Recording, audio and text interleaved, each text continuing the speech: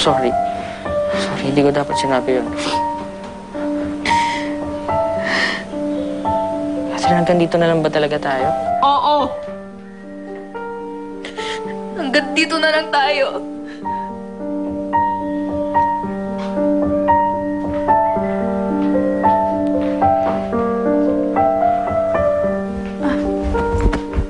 Charles, okay ka lang ba? Hindi, pwede ba? Hayaan mo muna ako.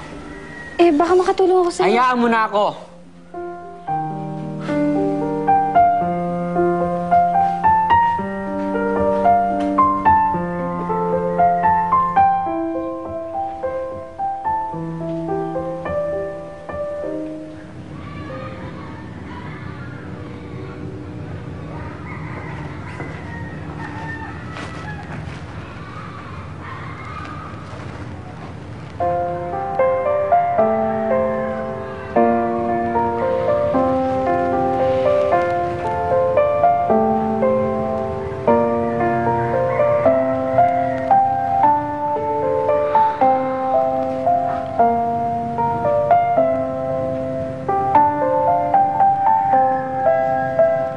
Ferdinand, alis ka ba?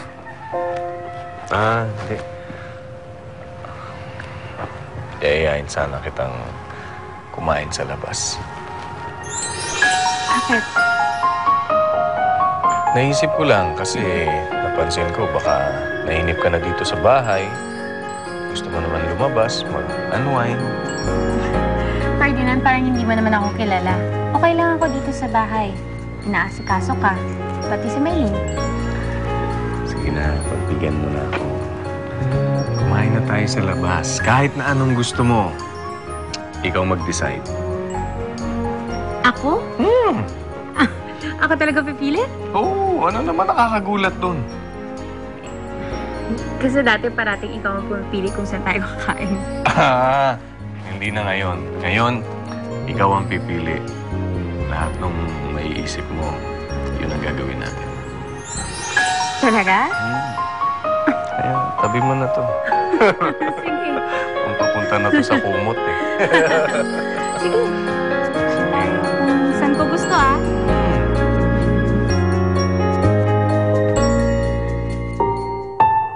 Hindi ko po siya dapat sinampal ng ganun eh.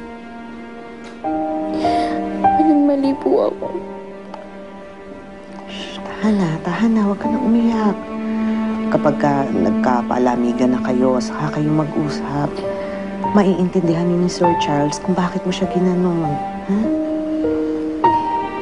Hindi ko na po siguro siya kakausapin, Mana. Tama na po yung iniwasan ko siya.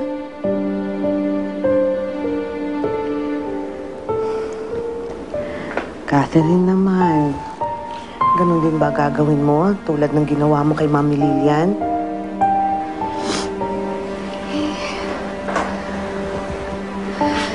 Manang, di po ba napabuti naman yung lagay ni Ma'am Lilian? Simula nung nilayan ko siya, hindi na ako nakagulo sa kanilang dalawa ni Maylene. Eh ngayon, nalayan ko na si Sir Charles. Mapapabuti na rin siya. Wala na siya ipagtatanggol sa nanay niya. Hindi na ako makagulo sa kanila mag-ina. Sayang naman ang pagkakaibigan niyo. Eh, malabo na pong mangyari ulit yun, Manang. Pagkatapos na nangyari kay Inay, eh, mabuti na ho yung ganito yung nangyari.